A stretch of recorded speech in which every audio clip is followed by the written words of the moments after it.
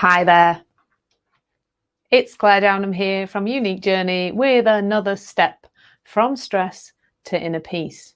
And today I'm asking you, first of all, whether you have any kind of morning routine. Do you have some kind of system in place that you follow every single day? And just some reflections on why you do that. So I used to have a really complex morning routine. I picked it up from The Miracle Morning by Hal Elrod, which you may be familiar with. And my morning routine involved exercising quite vigorously. It involved meditation. Early on in that reverse order, meditation first, exercise. It involved some affirmations, which I would generally do quite actively.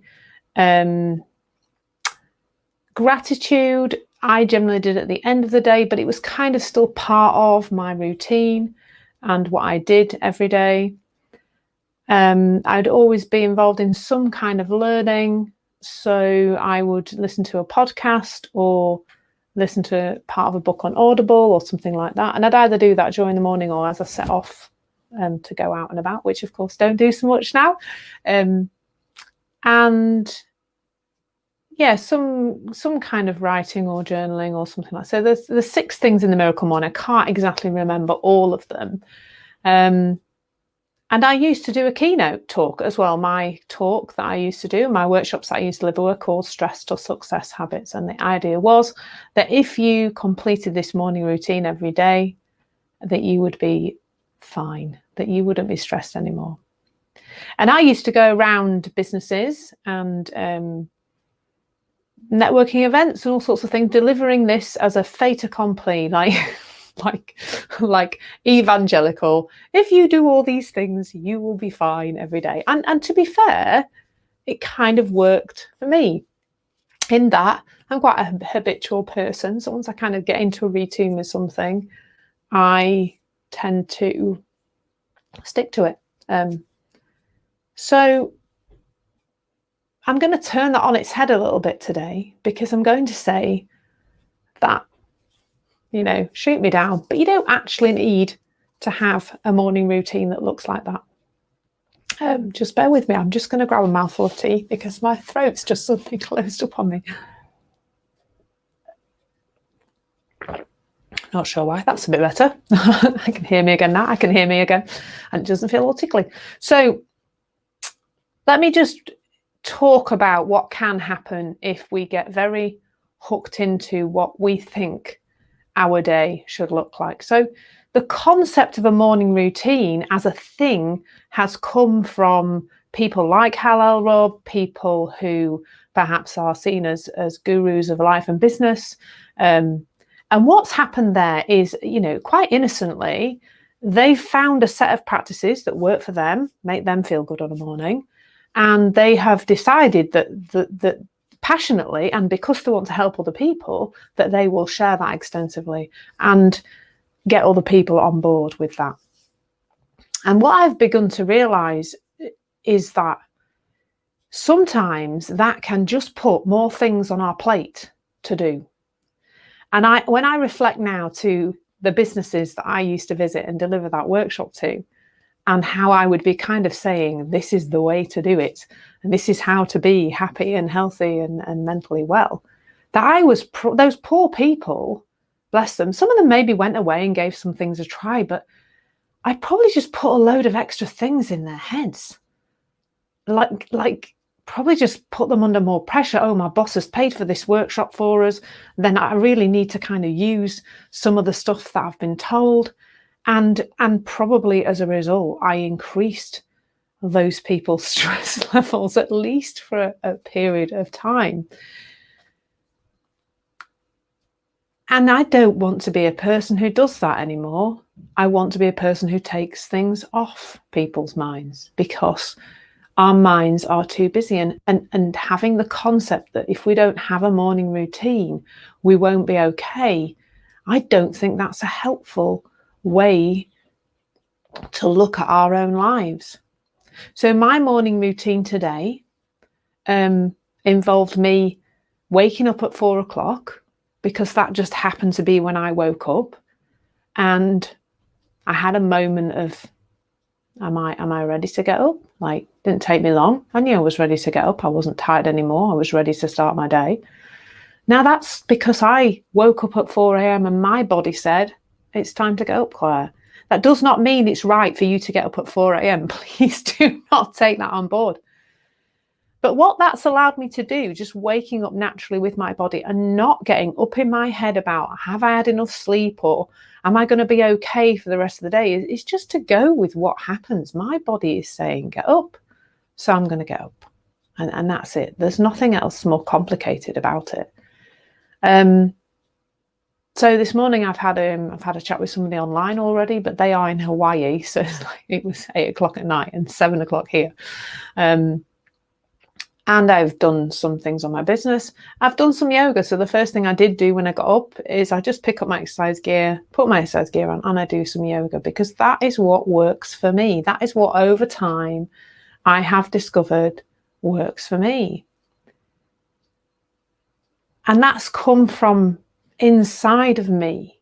You know, the ideas maybe have been popped in at various times in the past from outside, but I'm now settling into what's right for me.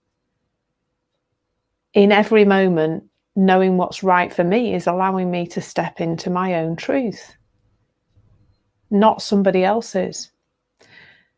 And it also allows me to not do things if I don't want to. So sometimes when I wake up at 4 o'clock, I just think, do you know, I'm going to lie here for a bit in silence and just like chill and listen to the birds or whatever. Or I'm going to read for a bit in bed because that's okay too. Some mornings, if I don't do yoga, it'll be okay. I generally do it, but I have mornings over the weekend tend not to do it so much, maybe go for a walk instead. Some mornings I just decide to do something different, something maybe a bit more energetic, or do some Pilates. It just varies. It's whatever feels right in the moment. The issue is that if people are caught up in a morning routine that has to look like this, and I know some people who do an hour or 2 hour long morning routine every day, the idea that I will not be okay if I don't do this, that I think is an unhelpful, I'm going to say dangerous way of thinking. Let's not go that far. It's an unhelpful relationship with that morning routine. If you do your morning routine because it's fun and you like it and it's just what you like to do to start the day and it feels like it's the nice thing, then that's okay. But if you've got a sense that you are grasping onto your well-being with a sense that if I don't do this, I will not be okay, then that alone can create some issues, I think, with your mental well-being, because that means that if something happens on a morning, like it does, especially if you've got small people, and especially in the last few months, if you've had small people in the house, that a piece of your morning routine is missing, or you don't do any of it, and you've got a sense that you won't be okay if you don't do it, then I guess you can guess what's going to happen.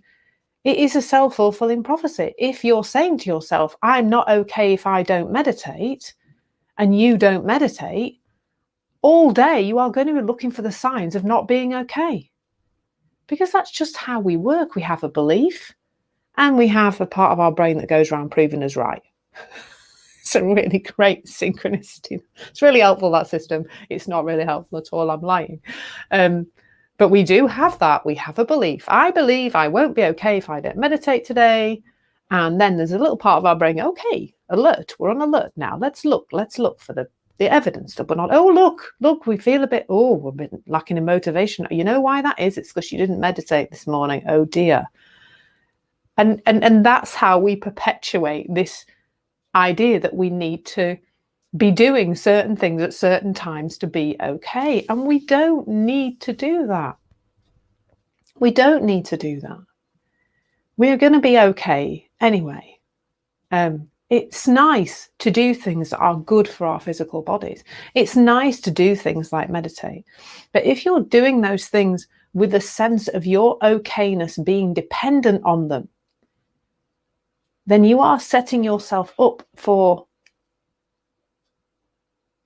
a less peaceful existence, to find the right words there, a less flowing existence.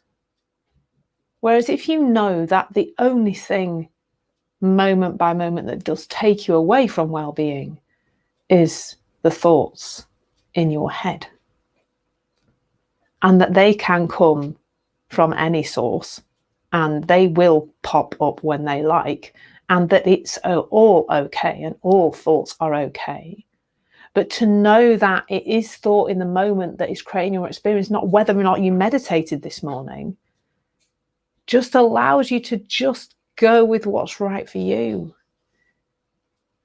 We're all looking outside of us far too much, and the answers are not outside of us. The answers are in here. What's right for you is in here. It can only be in here. You're okay, no matter whether or not you meditated or did yoga this morning. And that's where I'm going to leave you. So remember that you are okay. Remember the only thing that takes you away from being okay is thought in the moment. This has been today's step from stress to inner peace. I'm Claire Downham, transformational coach. Have a beautiful day and take care. Thank you.